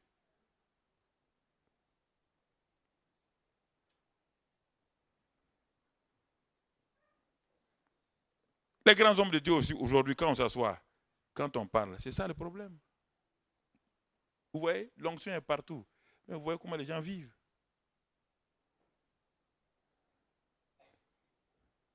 Nous avons tous pensé que l'onction était importante. Les années 93 jusqu'en 98, partout en Afrique, on appelait l'homme de l'onction. Parce que c'était glorieux, c'était puissant, c'était merveilleux. Quand vous allez à Brazzaville, à Kinshasa, au palais du peuple à Kinshasa, je partais au palais du peuple à Brazzaville. Quand je prends mon mouchoir comme ça simplement, là, les gens sont témoins.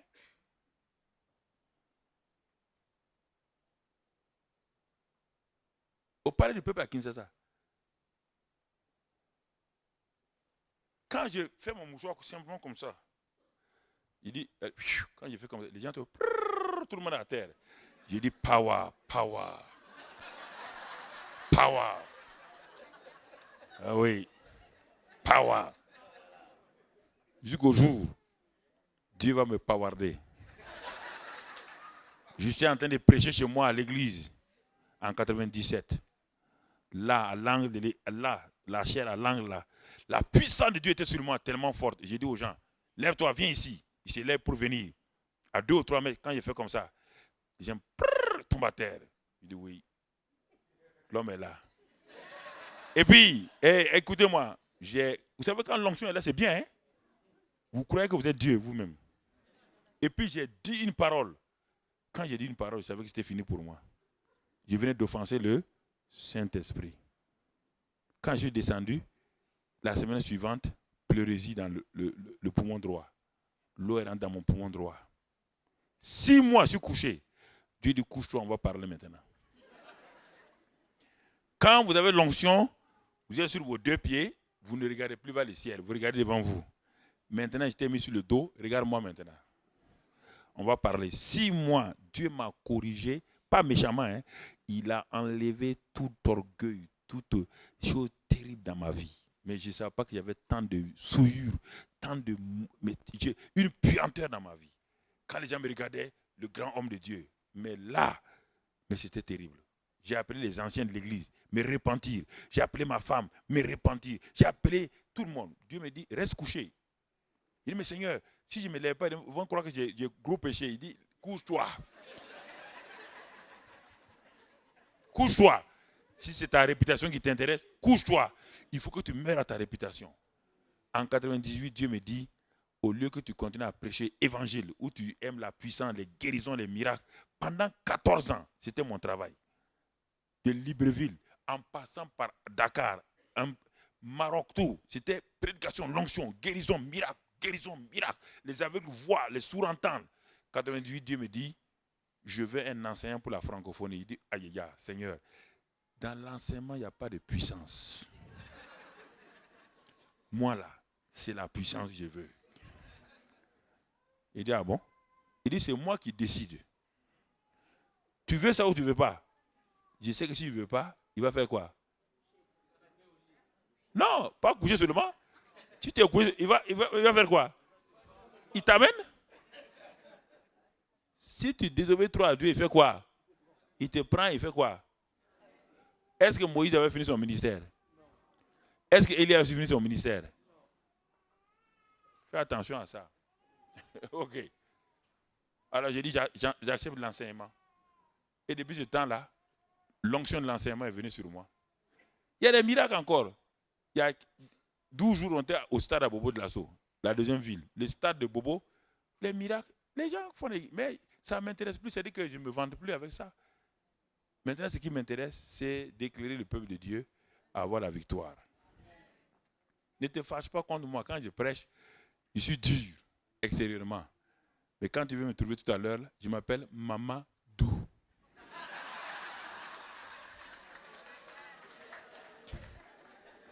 Voilà.